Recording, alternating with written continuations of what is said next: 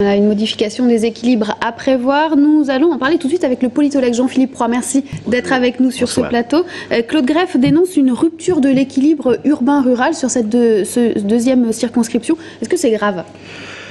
Alors, je ne sais pas si c'est grave, parce qu'en réalité, si vous voulez, ces moments où on redécoupe révèlent des choses qui, a priori, ne sont pas évidentes. Et c'est vrai que quand on voit l'ensemble des circonscriptions de l'Indre-et-Loire, on pourrait se dire, la première circonscription, qui a priori est Tours, bon, et donc la ville-centre devrait être, en quelque sorte, la plus peuplée. Or, il se trouve qu'elle était en déséquilibre démographique avec les autres circonscriptions qui sont, finalement, de très très vastes circonscriptions. Vous prenez la troisième circonscription, elle part de Saint-Pierre-des-Corps jusqu'à Preuilly-sur-Claise, c'est gigantesque, hein. Et on avait effectivement, bon voilà, un véritable déséquilibre démographique. Alors, je crois que ce que disait le député de la première circonscription, Jean-Patrick Gille, n'est pas totalement faux.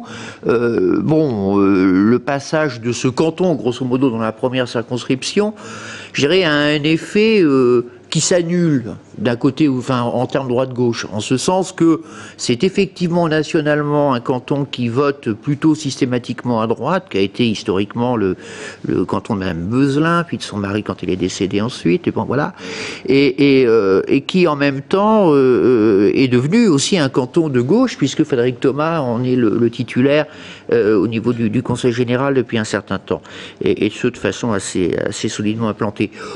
Donc je dirais, on est vraiment dans ce cas précis, parce que ailleurs c'est un peu différent, en tout cas en France, on est dans une logique qui correspond à la règle qu'avaient posée un petit peu les instances, que ce soit le Conseil constitutionnel et le Conseil d'État. Voilà, donc, au niveau national, est-ce qu'on peut s'attendre justement à de grandes modifications ?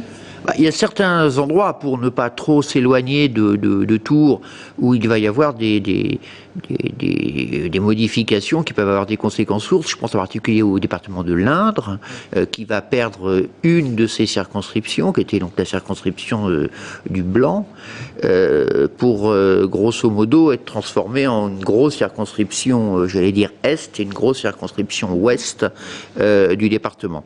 On voit bien comment effectivement ce redécoupage favorise politiquement la stature et l'implantation de M. Forissier dans la partie Est.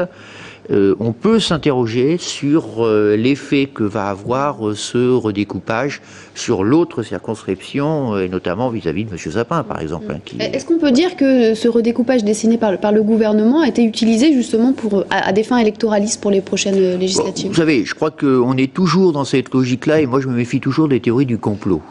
Bon.